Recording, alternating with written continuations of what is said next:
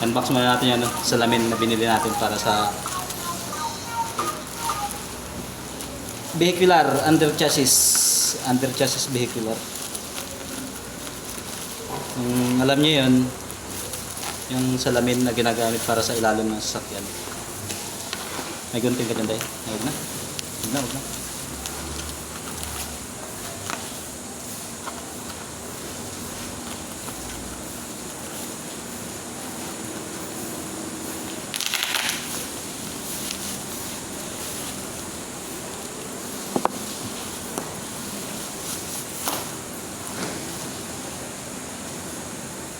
Okay naman.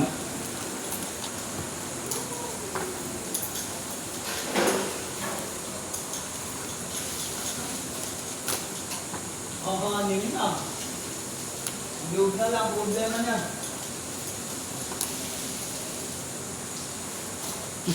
Kada diretso po yung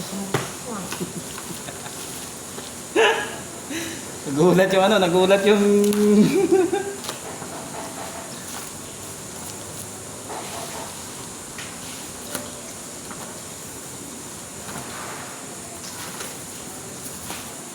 Ngayon, sa kasamang palad, okay naman siya, goods naman. Wala naman siyang basag.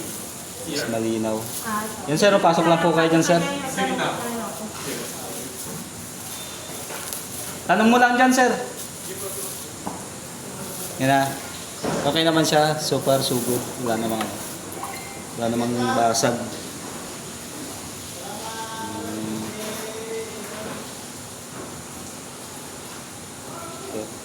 Dito naman.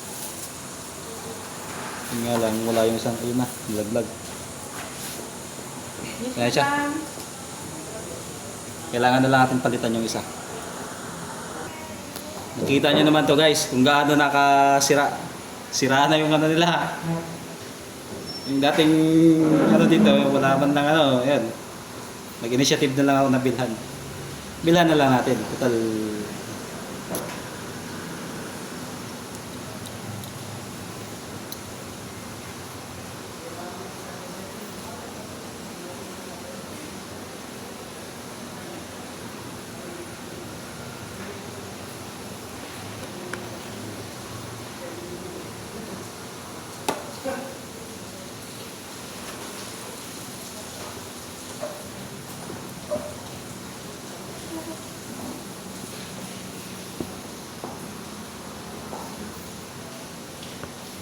abangan nyo na lang mamaya pag kakabit ko na lang mamaya,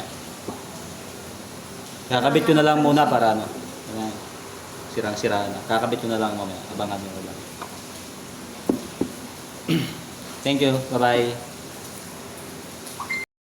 Okay na, lalagay na natin yung ano, bago. Hindi kagaya nung kanina sira. Ito okay na. Kita na yung ano, nakaupo, huli. Huli, okay na, kitang-kita na. Bago na ulit.